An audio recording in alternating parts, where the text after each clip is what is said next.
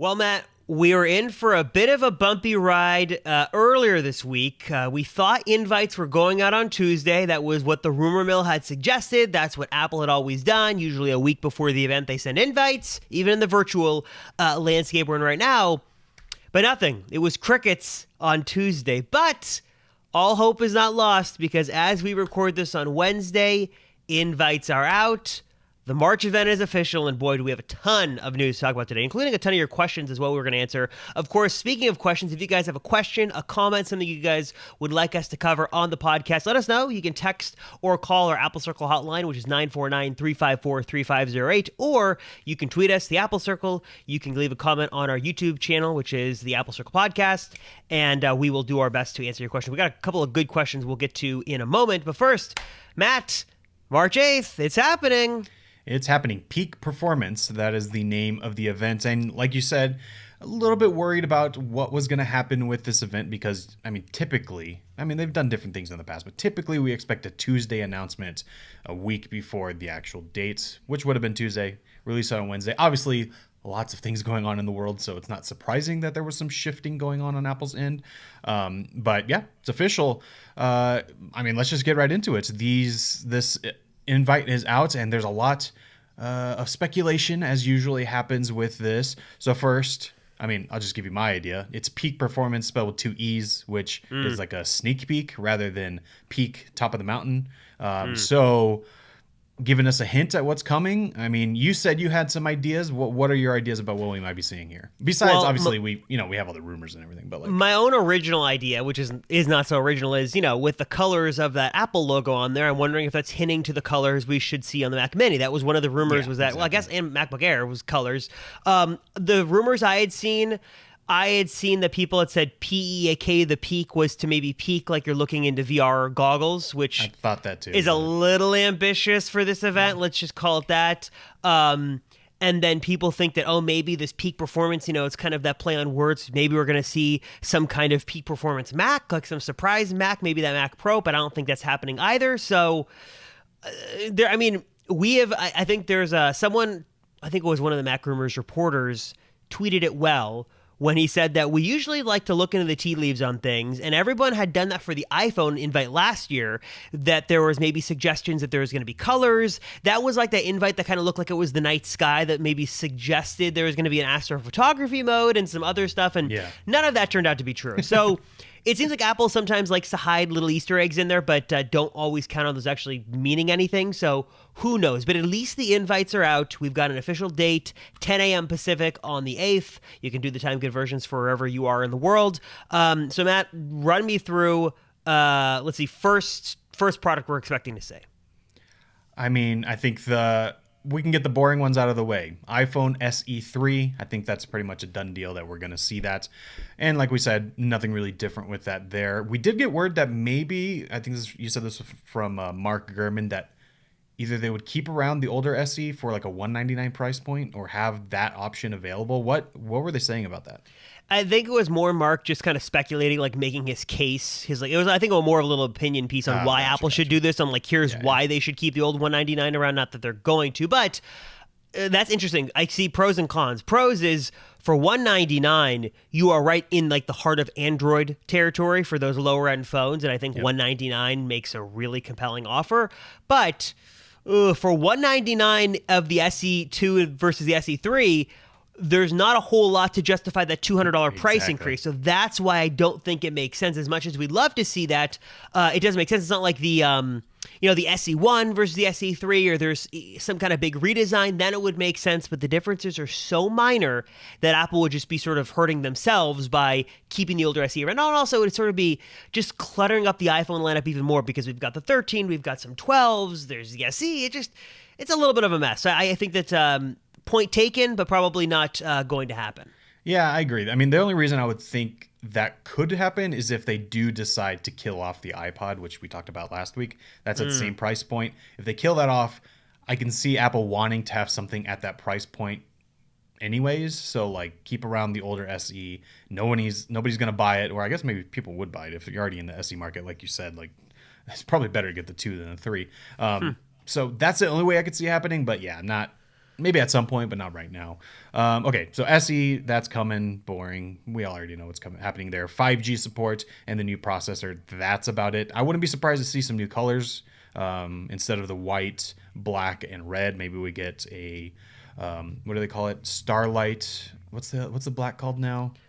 Is it still I don't. space gray? I've given up trying to think what Apple's colors are. I'm just like, hey, give me the black, the space gray. Because, I mean, they ingrained in our head so long space gray, silver, gold, rose gold. That's what it is. Now they're changing it up. It's like, I don't know, deep sea blue, midnight green. Sierra blue. Like, yeah. Too much stuff.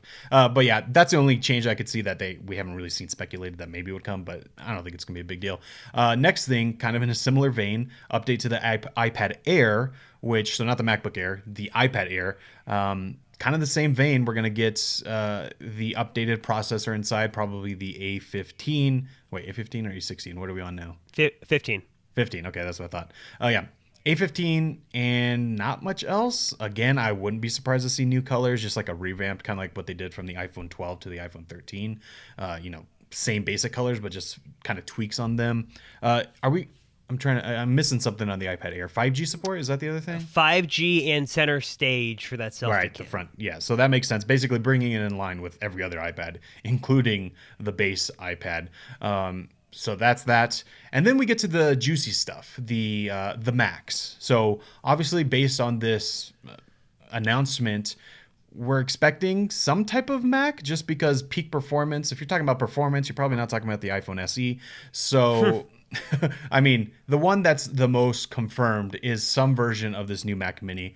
Whether or not that is a home version and a Pro version, whether or not it's always going to be a Pro version with an M1 Max available, who knows? But some type of M1, Mac Mini. These M's, these Macs, in my head, they just get jumbled together. And too much. I can never get them out right. But yeah, what do you think we're going to see? I mean, I think it's we could say pretty confidently we're going to see a Mac Mini, but what is it actually going to be?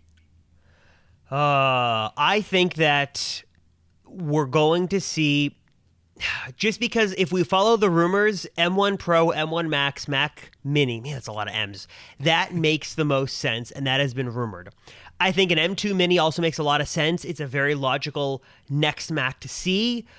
I don't know if it's going to be there. It's so tough. I think we're going to see a new Mac Mini.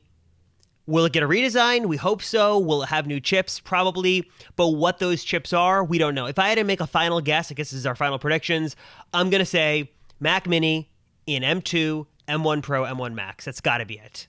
Yep, that's what I'm guessing too. And I would not be surprised. The only thing I'm going to add to that is that it's going to, I don't know. This is a little bit of a bold claim, but I'm just going to go for it because let's just make some bold claims. I think they're going to differentiate it between a Mac Mini and like a Mac Mini Pro. I think they're going to be I hope semi-different. Like I don't think you're going to be able to get the pink Mac Mini with the M1 Max. I don't think that's going to be an option. I think you're going to have your own SKU with the higher end processors. But as long as they offer those options, then I'm happy. Final prediction on price for this like Pro level. So right now, what is it? $699 for a Mac Mini? Let me confirm that. Yeah, that's an excellent question. I'm going to dig that up as well. So I don't know. This is the I would say that pricing for the M2 Mac Mini stays within $100 of the prices at right now. So I think I want to say it's $790, $690. Wow. No, I just looked it up. $699. Pretty that's good. That's for a 256, so nothing crazy there, but the 8-core CPU, GPU, M1. So base model. So I wouldn't be surprised if it goes up to $799. Yeah, because it's going to have we're expecting it to have a new design. Yeah. And I mean, if you look at this, we were talking about it yesterday. Our friend Quinn from Snazzy Labs did a video where he kind of dissected this M1 Mac Mini that we currently have and like put it into a smaller chassis, kind of similar to the rumors that we're thinking of. But what that just made me think of was part of the reasons why this computer is probably so affordable right now, the one that we currently have, the M1 Mac Mini, is because all the components inside are reused from what they did, exactly 5-6 years ago. So nothing really changed. So, I mean, if they're going to do a complete redesign, they have the R&D development costs built into the price. Yeah, I wouldn't be surprised to see it go a little bit more expensive. But presumably it's going to have a better processor and it's going to be performing a little bit better. Now, I mean, I'm going to say though that no matter what SKU you get, I think we're going to stay below $2,000. Do you think that's possible?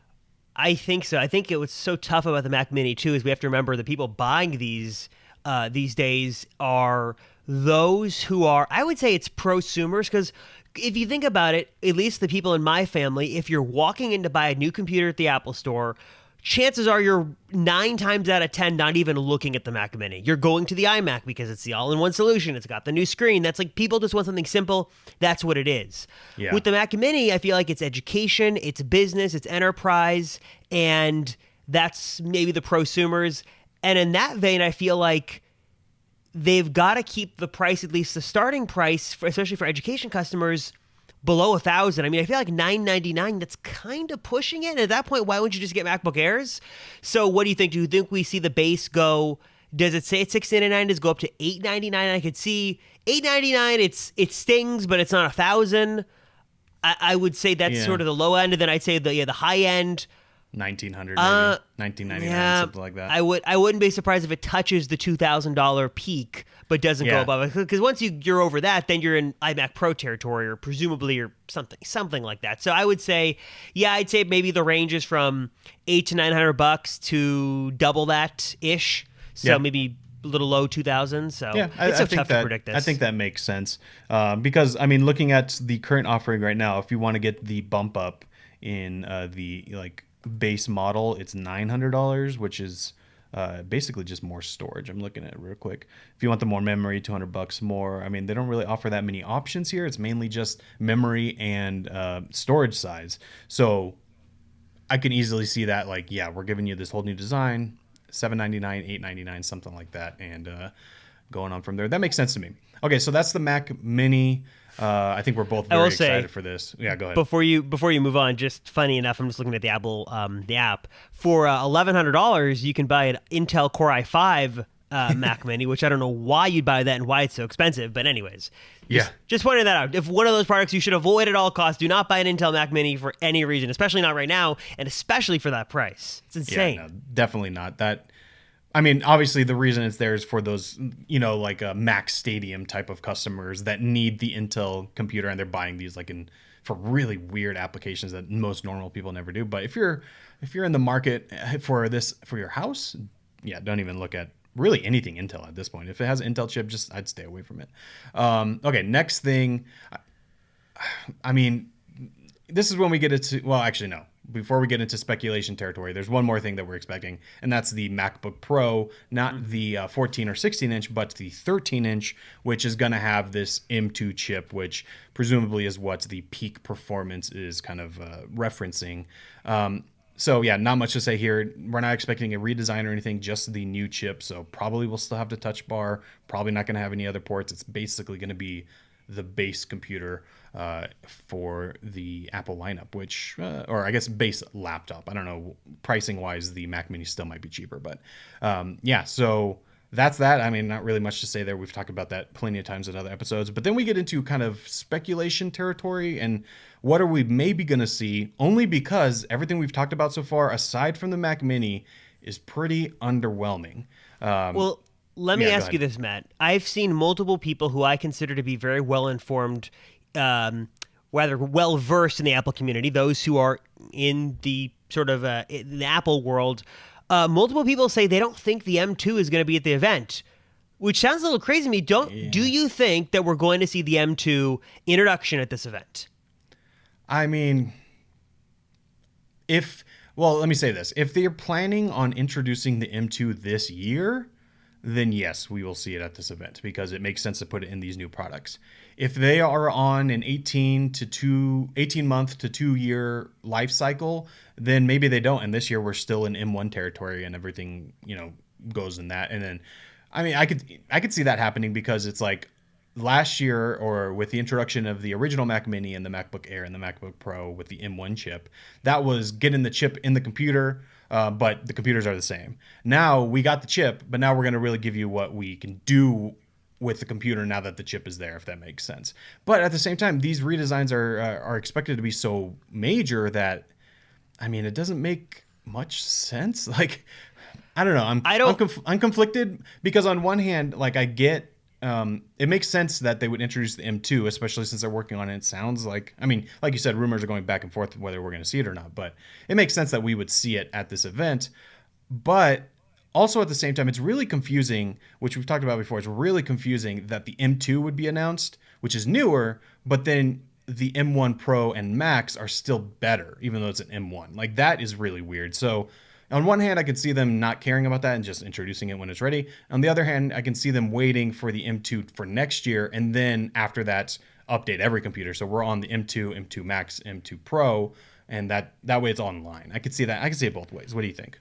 I don't understand how they could fill this event without an M2. Well, part. they've got to talk about it, and especially with this MacBook Pro, it's now been confirmed by a couple of credible sources. It seems like it's likely to happen, and if they get the M2 introduction out of the way here, then they could just breeze past it later on in the year when, here's MacBook Air, here's refreshed iMac, 24-inch, and iPad Pro all have M2.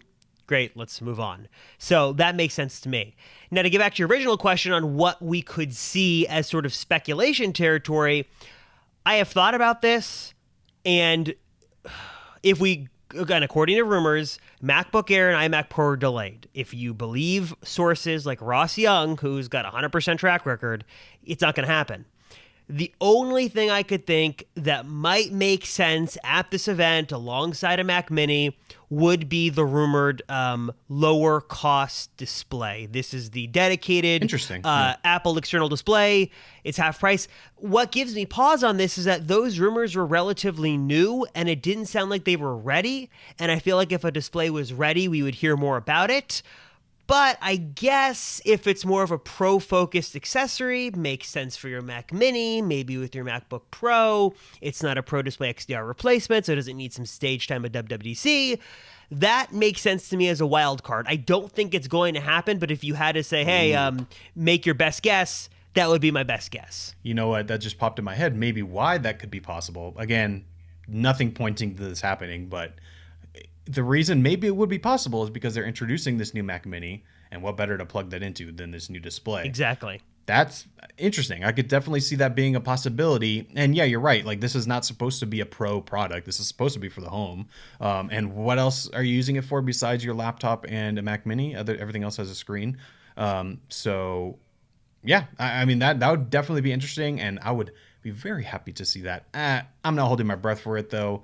Like you said, the rumors are just so new. But at the same time, like, how long does it take to develop this, and how long have they really been working on it? Like, I don't know. Maybe they did a really great job hiding it, and this is one of their secret things that they're just able to rush out the door. Hey, if it launches, you heard it here first. We were the ones that speculated. I'd love to see it too. I just don't think it's going to happen, but that's like the only thing I could think of as the one more thing that we could see. And like you said, perfect complement to the Mac Mini.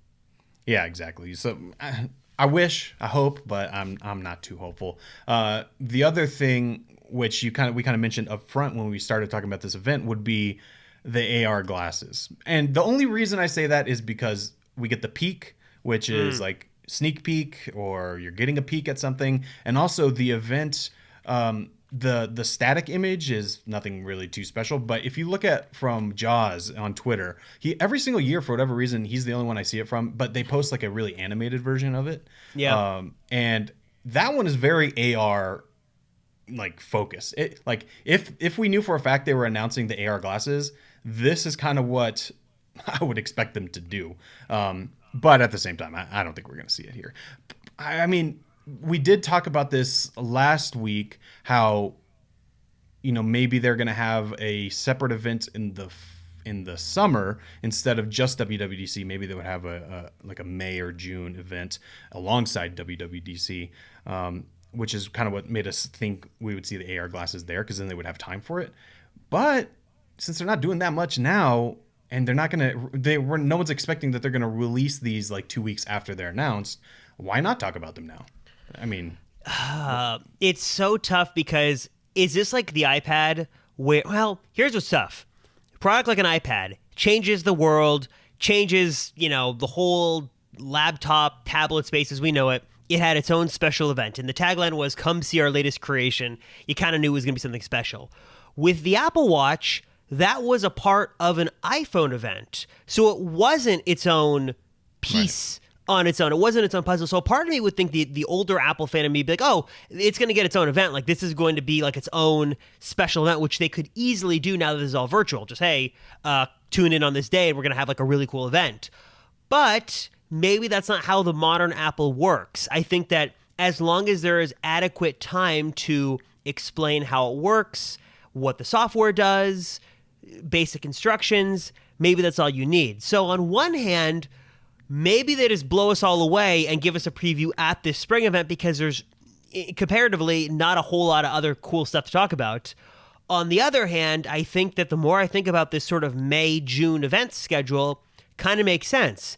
In May, sort of spring-loaded round 2, we get the iMac Pro, MacBook Air, iPad, and then that sort of opens the door wide open for a good chunk of time at WWDC where they need to talk to developers about this headset. That's the most logical sense, the way to go in my mind, but my heart says show it as early as possible, please. But even though I should say that Mark Gurman just said today, earliest we could see the, well, I got to find his right words. He said, I don't know if he meant it would launch us at the latest, or launch at the earliest, rather, at the end of the year, or we would see it the earliest at the end of the year. I'd have to go back and check his tweet, but he just said again today that it doesn't sound like it's going to happen very fast. Yeah, and I'm not expecting to actually be able to buy this thing anytime soon. But, I mean, every single brand new product that Apple's ever announced has been announced, and then months go by, and then they release it. So, I mean, if they announce it now, sure, it's March, it's early in the year, but I don't see why it would matter that they release it in December. Or even 2023. Like, I don't think anyone would be surprised by that, especially if what they show is really ambitious, which, according to the rumors, it's going to be. I mean, like, for instance, the original iPhone was announced at Macworld, which is like January time, right? And that didn't get released until June. So, or wait, am I getting that backwards? No, you're right. Okay. January announcement in June. Yeah. So, I mean, that's half a year. So, I mean, and then Apple Watch, similar thing. They even had 2 events for that. One where they announced it, and then the other where they actually talked about pricing and everything. So that's pretty common for Apple, and I would not be surprised to see that here as well. It's just, I will say, yeah, I don't know. I'm not expecting it, but I want it. Straight from the man himself. He says, don't want to be that guy, but Apple has included an AR logo in the announcement for every virtual event since September 2020. It means nothing in relation to Apple VR headset not coming until end of the year at the earliest, or AR glasses not coming for 2 to 4 years. So, to your point, Matt, we're talking about the design of the AR thing, because we've seen this AR thing in the past. I'm not talking about the actual AR functionality. I'm not talking about that. I'm talking about the design of it. Experience, exactly. So, I don't know, just throwing that out there. So I'm not, yeah, that's reading into the tea leaves way too far. I don't think that's what's actually happening there. But if it ends up being the case that we do see these glasses, then it makes perfect sense that that's what they did for the announcement. We can dream. We can dream, right? Exactly. Dream. So, okay, so I guess it's safe to say your predictions: no iMac Pro, no MacBook Air, right? Is this it for spring event loaded, whatever we're going to call it? The only thing is that maybe they surprise us and we do see either the MacBook Air or the iMac Pro. Either or. I don't think we would see both. But I'm still not holding my breath for that. The only reason for that is because at one point there were rumors that that's what we were going to see, so maybe things worked out. But if you go look back at rumors from events past, if it's not like 100% confirmed, then it's pretty much not coming. It's funny how I remember when we were last year we thought there was going to be a March event that didn't actually happen, and then wasn't it MacBook Pros at WWDC that was like the rumor, and then that didn't turn out to be the case. And we've been fooled a lot, so we're just gonna have to wait and see what happens with that. So Matt, where do we go next? So we talked about spring event. Should we get into the questions, or should we talk about some of this other stuff that leaked over the week? Well, let's talk about the iPhone real quick, and then we'll get into questions. We have a lot of questions this week, so we'll give that its own chunk. But iPhone, we got some iPhone news. Nothing really too new, kind of new and kind of not new, but walk us through what are we going to see, or what's this new news here? It's so controversial. There's so many controversies with the iPhone. So I guess 2 nuggets of info. One is that according to some leaked CAD files confirmed independently by John Prosser himself, I don't even know, what are we calling this? The double hole punch on the iPhone 14 Pro is larger than we thought, like considerably larger, because in all the Like photos comically and large. renders, it looks like small. It's like a little cutout. You're like, oh, great. To give or take the looks, you're at least getting some good screen real estate back. Now, according to the renders, or the CAD files rather, it's pretty big. It's almost to the point where it's like, well, what's really the point? You shaved a little bit of vertical space away from the notch on either side, but you still got this big chunk in the middle. Oh, this is going to be, I think, one of the controversies that just keeps going around and around, because people hate the way it looks, and the news on it just keeps getting worse. Because first there was a little hole punch, then it was a pill, then it was bigger, now it's even bigger. At this point, what's next? Just the notch is going to continue? It's crazy. Yeah, I mean, it's not. I mean, personally, I don't really care, but the point I'm getting at, or I see that makes the most sense, is like, it's not that much smaller than the notch, so what are we doing here? Like, what's the point? Is it just to make it look different? And I mean, in a way, yes, it does look more unique. So it's not just like a hole like what Samsung has and Google has and literally every other phone has. So having the pill plus the hole is definitely more recognizable. So I'm cool with that. But it's like, who's asking for this really? And then kind of going on top of that, which, we were expecting, or there was rumors that this would be a 1 year or one cycle kind of design, and then we would eventually get no notch at all, or no hole punch at all, or maybe just one camera. But it seems like that's not happening either with the iPhone 15, right? Wishful thinking, apparently, on our part. Well, this did come from Ming-Chi Kuo, who has been pretty accurate in the past, but usually, it's like more often than not recently, his predictions have been like a couple years off. So we had heard from him on multiple reports that there was going to be a notchless iPhone 15 with no obstruction on the screen. Now it's been out rumored by Ross Young, who, again, pristine track record on Apple Track. He says that the double hole punch notch of the 14 Pro and Pro Max is coming to all phones on the 15. So good news if you want to get a 15 or 15 Max, you get the cooler, more modern cutout thing. But bad news is that if you're waiting for a notchless iPhone, not coming in the 15, and who even knows with the 16 at this point. It's still, for the foreseeable future, it's not going to change. So just know that now. Yeah, and honestly, I mean, I don't really mind. The rest of the features of the iPhone 14 are more exciting for me. And then I'm just at this point, I'm also assuming that the iPhone 15 is going to be the same thing as the iPhone 14, with some minor changes, kind of like what we see every year. I don't know why it would be any different this time. So yeah, I mean, personally, I don't really care, but it is kind of funny how everyone started super excited about what Apple was going to do, and progressively it's just going back to just being a notch. I would not be surprised if we just see a notch on this phone. I like how someone actually said, I forgot who it was on Twitter, who said it so well. They're like, what's funny is that we've been calling it the notch for years, but Apple has not once ever called it the notch. They've never really acknowledged the cutout at all. What did they say at the event this past fall? Was it we made the Face ID system 20% smaller? They had to call it something, but the cutout. Let me keep talking. Let me figure this out. Yeah, so they've never officially acknowledged it as the notch, so which is funny. But like Matt said, I guess at the very least, it is a step in the right direction, that we are going to move one day to an iPhone without a notch, but maybe we're a little optimistic because we know Apple loves to do things very slowly. They just don't make huge changes. They make gradual changes, and this is sort of a winding down of the notch design as we know it. So maybe in the 16, we're going to get like the cutout like significantly shrinked, and Apple goes, oh, we were able to make the cutout 50% smaller. But as of right now, what we know, that cutout is going to be larger than we expected, and is going to give you some screen real estate back, but not as much as we would have liked. So hopefully it's enough to sort of give us the battery indicator in the corner, because that's what I'd love to see. But I don't think that's ever coming back. Still going to see. I want it to be, but I don't think so. It's still going to be there. It's going to be, what'll be a good test is when we get the dummy units in the summer to see what it's going to look like. That'll give us a really good side-by-side representation of exactly what it's going to look like. And then, once we get the phones, I'm sure there's going to be a lot of debate on old notch versus new notch. So yeah, and I looked up the transcript. It says, I'm looking at my screen in this really funny way for everyone watching. On the fronts, the True Depth camera system has been re-engineered to provide more display area. So that's what they call it, the True Depth camera system. That's the notch. I guess they just incorporate it all in one thing. But yeah, I don't know. They'll probably just keep calling it that. I mean, that makes sense. Like, don't even acknowledge the notch. Like, you guys are crazy. There's no notch there. What are you talking about? Yeah, I mean, there's not much more besides that. Nothing new. It's just funny how it's developed over time. Should we jump into questions? I think we got 3 really good questions from you listeners. I've got one more tidbit of news. Oh, go we'll for jump it. into it. According to Mark Gurman, again, Mr. Gurman over at Bloomberg, couple of interesting one-liners here. Significant updates coming to the Apple Watch Series 8. Does not say design changes, significant updates in terms of fitness tracking. No idea what that means.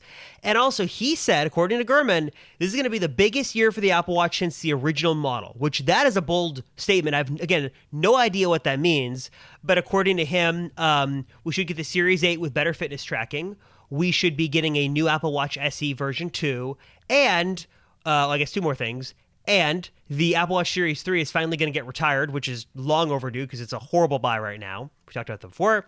And a extreme sports version of the Apple Watch is also rumored to launch this fall as well. So a little bit of Series 8 news there, like hyping it up. But again, no info on what this is going to be. I think everybody's a little scared from last year. They're not going to comment on the design or any changes. It's just like, oh, Series 8 is coming, some big stuff, but no specifics because we learned our lesson last year. I'm still, Yeah, I'm still exactly. sad about that.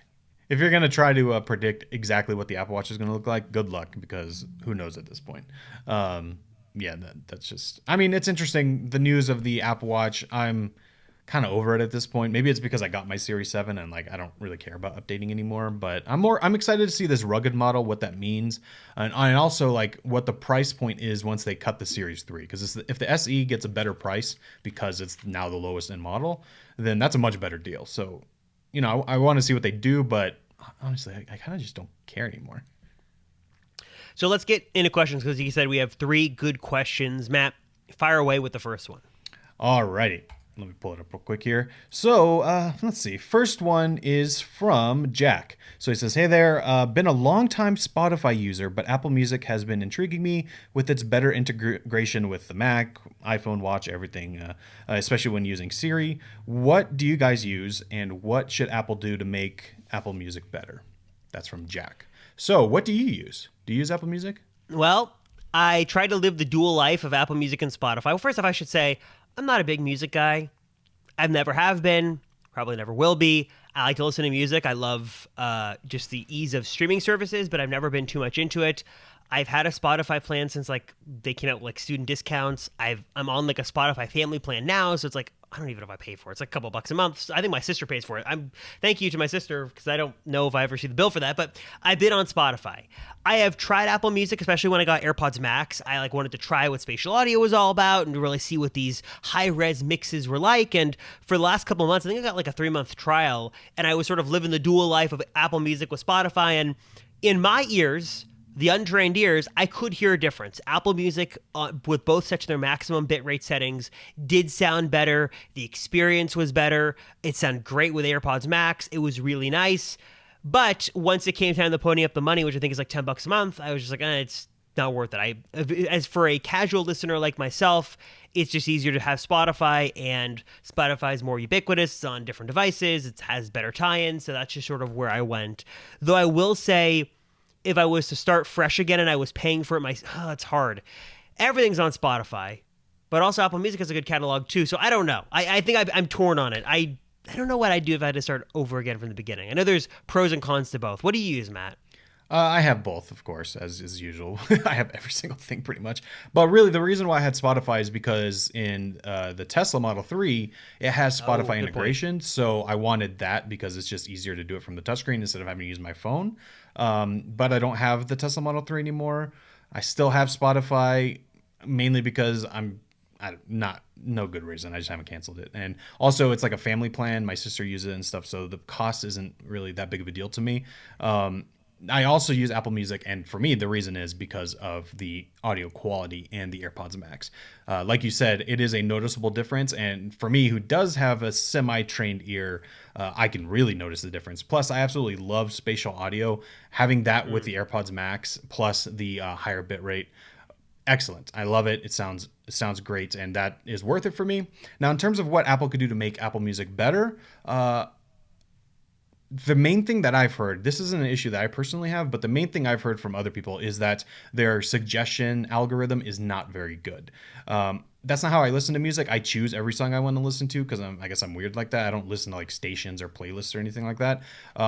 But if you do, apparently Spotify is much better at that. So that would be one thing Apple could probably get better at. They do all the same things. I guess it's not as good of a suggestion as compared to Spotify. Again, not an issue that I've had. But other than that, I'm not really sure what they could do. They do offer that $5 tier plan for Siri only now, which probably isn't worth it. But hey, if you want to give it a shot, then you can like use that, I guess. I'm trying to think of what else they could do. In my mind, Apple Music is pretty good. I don't think there's anything really wrong with it except for what I've heard other people complain about. Other than that, I like it. I'm glad I have Apple Music. If I had to choose right now, like pick one or the other, I'm sticking with Apple Music just for the quality of it and because I have the AirPods Max. If I didn't have the AirPods Max, I'd probably stick with Spotify. I'm not much of a music collaborator, but I know with Spotify, one of the nice things is you can share playlists and have people add music to that. I'm assuming it's an Apple Music feature, right? Okay. Yeah. My only critique as a limited Apple Music subscriber for a period of time was still the Mac app feels so slow. Spotify, to their credit, the app... Oh, really? The app feels super fast. The music app just feels like iTunes. It feels bloated. It's slow. That would be my one critique is for Apple to fix that app. Just that would make sense. I never use in either Spotify or Apple Music on the Mac. I'm always on the iPad or always. Interesting. Yeah. I guess I kind of treat it like an iPod. Like my Mac Mini is basically like my iPod now. I always like browse stuff on there and use it that way. But yeah, I could see why. Well, I have used the Apple Music app because when I got this M1 MacBook Pro, every time I would download an audio clip, it would automatically pop open the Apple. So I had to turn that setting off. But every time I did that, it would take a few seconds for me to actually have to go close and everything. So it still feels a little clunky. Like you can tell that it used to be iTunes. I commend you for using Safari, by the way. I switched for a while and I liked it, but oh my gosh, I forgot what it was, whatever the straw was that broke the camel's back. But I switched to Chrome and Chrome's is so much better. I hate Chrome. I tried to love Safari. I forgot what it was, but one of the issues I'll tell you that drove me nuts that was like a huge pain to work around was when you'd load a YouTube video, it wouldn't load at the automatic highest quality. You have to go and click, and I had to like download a script for it. It was super annoying. Anyways, like Chrome. Next question, Matt. This one comes from Ralphie Martinez.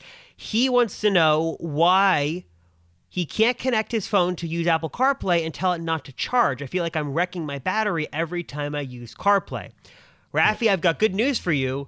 Apple builds some protection into your battery, so even if you're plugging in your phone to use CarPlay and it doesn't have to charge, Apple is preserving the battery, especially if you toggle on in the settings, optimize battery or whatever it is, optimize charging, it will protect the battery. So to my knowledge, there's no way to tell it not to charge, especially with CarPlay. If you're plugging it in, it's going to provide power, but your battery is safe. Matt, that right? Yeah, exactly. So, I mean, these batteries are not just a singular device that are isolated from everything else. They work in a system. So it knows when it's getting power, it knows what the charge status is, and Apple builds in protections so that the battery lasts as long as possible. You are not wrecking your battery when you do that. If the phone gets to 100% battery charge, it is not charging anymore. It's not going to get any worse. Now, the argument is that if the battery is always sitting at 100%, then yes, that is eventually going to degrade the battery. But let's be realistic here. Keeping your phone at 100% for an hour a day for your commute while it's plugged into CarPlay is not really going to have a huge effect on the battery. Now, if you're always at 100%, like you never unplug it, then that could be an issue, and you'll probably see it degrade faster than that. Not because it's overcharging or anything, but because lithium-ion batteries aren't meant to be kept at 100% all the time. If you've researched electric cars, that's one of the big things everyone tells you is don't charge it to 100%. Not because you can't, but because of the life cycles and the health of the battery. But if you're just plugging it in to your car and it reaches 100%, don't worry about it. And also, like you said, turn on that optimized battery charging. It'll keep it at 80%, which is the healthy range. You could keep the battery at 80% for a long time, and it's not going to degrade your battery. So it'll do that, and then when it thinks that you're going to need a full charge, then it'll charge up the rest of the way. So that, like you said, it's got the smarts built in. Don't really have to worry about that, especially with something like CarPlay. Just don't worry about it. I always thought one of the fringe benefits when I had CarPlay was my phone was always charged because I plug it in the car Exactly. and I'd listen to stuff, and I never got to experience wireless CarPlay. My sister has a car that has wireless CarPlay, and it's super cool on those newer cars. But what I've heard is that if you use wireless CarPlay, it kills your battery fast. Not the health of the battery, but the battery life, because it's always streaming everything back and forth. I haven't tried it either, so maybe that's not true, but that's what I've heard. I'm in the same boat. Like, I love plugging it in because then my battery's always fully charged, and I mean, I always plug in my phone when I get into the car anyway. I thought most people do that. Maybe they don't. I guess let us know down below. Do you plug your phone in when you get in your car? Let us know. Last question, Matt. This one. Hi, love to listen to your podcast. Thank you very much. I want to know if an iPad with a Magic Keyboard can serve as a compact laptop. Does it run Microsoft Office and other essential laptop apps? And if it works, do I need to get an iPad Pro, or I'll be fine with an iPad Air? Matt, what are your thoughts on iPad as a compact laptop? So the key word here that we got to define here is what they said, which was, does it run Microsoft Office first? Yes, it does. And other essential laptop apps. What is that? Because yes is the answer, but also no. Because there are certain laptop apps out there that just don't have an iPad equivalent, or if they do, they're very different than what you might be used to. So it's kind of hard to answer without knowing exactly what you're looking for. But for the most part, like, especially if you're kind of in the Microsoft Office world, like if that's kind of the realm that you're thinking of, like for school or work or just basic documents, yes, it's going to have everything you're going to need. Or at the very least, it's going to have some kind of option for that, even if it's not exactly what you're already using. So answer to that, yes. And can it replace a laptop? Absolutely. For most tasks, yes, it can. We talked about this a little bit last week. I actually think for most things, you can easily get away with a MacBook Air. I think for most people, the only reason you'd want the iPad Pro is if you're going to opt for the 12.9-inch version, which is just a bigger display. Other than that, I say stick to the iPad Air, save your money, and hopefully in a week, you're going to be able to get an updated version of the iPad Air. Something you can speak to that I can speak to, I guess, but I've never actually tried it, is the 11-inch iPad Magic Keyboard. I've never tried the Magic Keyboard in that smaller size. So how does that work? I love the 11-inch form factor for the display and the Magic Keyboard. It's been plenty spacious. I've never once felt that it was cramped. I never felt like I was running out of room. It's very tactile. Plenty of room there for the Magic trackpad built in as well. I love that. For me, the 12.9 was always just too big, and the 11-inch is a wonderful compromise. And especially like Matt said, unless you know you're going to need the power of the Pro, iPad Air should be totally adequate, and you're going to be super happy. I mean, one of the downsides, I guess, to the Air is Face ID, because that's one of the most convenient things, is just opening it up and swiping up. I'm telling you though, once you get used to Touch ID, it's the same. It's just as fast. All right. But I mean, yeah, like Office, Google Docs, what you would consider, your standard stuff. If you're just, on your laptop to browse the web, check email, watch videos, even if you want to dive into like iMovie or Photoshop, there's excellent equivalents on iPad OS, and you'll be happy and save yourself a bunch of money. So, can't go wrong with the iPad Air. I agree. I agree with everything we all just said, but then you also have to ask yourself, why do you need an iPad when you could buy a MacBook Air for probably cheaper? So you just got to ask yourself that question: either the same money or cheaper. So an iPad Air is what, $700, I believe, plus a Magic Keyboard, which is $250. So I'm going to look this up right now. You're very close to the price of a MacBook Air, which, if you get the MacBook Air, it's going to have the M1 chip, which is better than the A15. So, I mean, you got to ask yourself that question. Like, unless you need like a touchscreen, what do you? Unless you're trying to dabble, which totally fine. I love new technology and dabbling with things. That's totally a reason to do it. But if you're just kind of thinking like an iPad's a better option, but you don't know why, I'd also consider just getting a MacBook Air. If you're going base iPad Air, 64 gigs, let's add the keyboard in there as well, you are looking at a price tag of, once I add it to the bag, thank you, Apple app, for taking too long, about, I don't even see a total, $600 or so. You're like at $900, or yeah, 971. So it's not that different. Which is 971. Add $20 in there. What is it? 999 for MacBook Air. Yep. Ooh. Plus, which the MacBook Air has 256 gigs standard. That just comes down to the classic example and classic question of, what are you looking to do? If you want the iPad for like a tablet, you want to draw, you want to watch videos, take it around with you, it's great.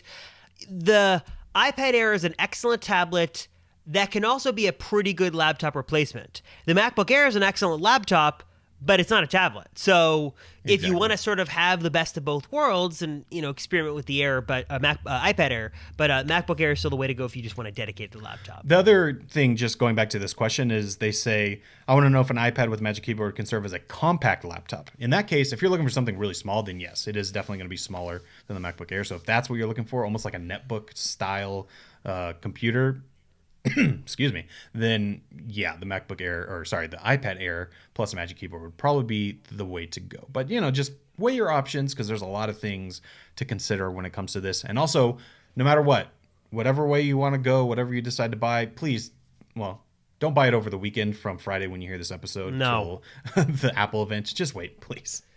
Please wait. And also I guess it speaks well to some rumors. So I think we had seen some rumors that iPhone SE3 cases were launching on the 10th. So is it safe to assume the event's the 8th and probably the iPhone SE3 and the new iPad Air will launch on the 10th? I think that makes sense. Sounds about right. Yeah, that doesn't seem too surprising at all. For these kind of products, they always release them very soon after.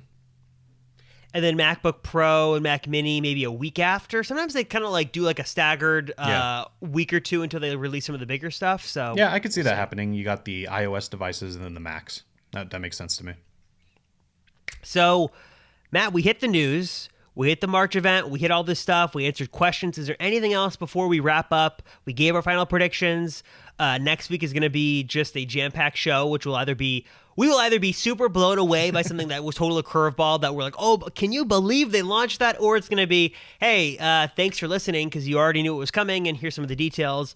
So I'm very curious to see what happens next Tuesday. But any final thoughts, anything else before we sign off? No, nothing. I'm just excited to see what we get, and also more excited because once this is out of the way, then we're going to start hearing more rumors about what's coming next, and I think that's going to be a little bit more exciting, hopefully at least. But yeah, it's exciting. We're getting back into the swing of things. By all accounts, everything else coming this year is like a big upgrade. So iMac Pro, Mac Pro, MacBook Air, VR goggles, iPhone 14, AirPods Pro Displays. 2, Series 8. Yeah, it's like really exciting. So it's like, let's get this stuff out of the way so we can get into the more exciting stuff. So we are super excited here. Of course, we'll have full coverage next week on both the Apple Circle channel and on here on the podcast channel with our thoughts on everything. Some really good groundbreaking analysis on what's happening. And always we want to hear from... Exactly. Well, it's going to be groundbreaking. We give our good analysis. You and I have years of experience covering this stuff, so we know what to do. And also, of course, we want to hear from you guys. So if you guys have a question, a comment, we want to know, after you watch the event next week, give us your immediate thoughts, like your first couple of sentences of your takeaway, what you liked, what you didn't like. Let us know by either tweeting at us, the Apple Circle. You can leave a comment on this channel if you're watching the video version, or text us or call us 949-354-3508. We want to hear from you guys. We love interacting with you guys. We love answering questions. And Matt and I are happy to give buying advice every single week we do the show. Matt, I think that's it. Thank you, Matt. As always, thank you guys for watching. And we will see you guys next week on a special episode, post-event recap of the Apple Circle podcast.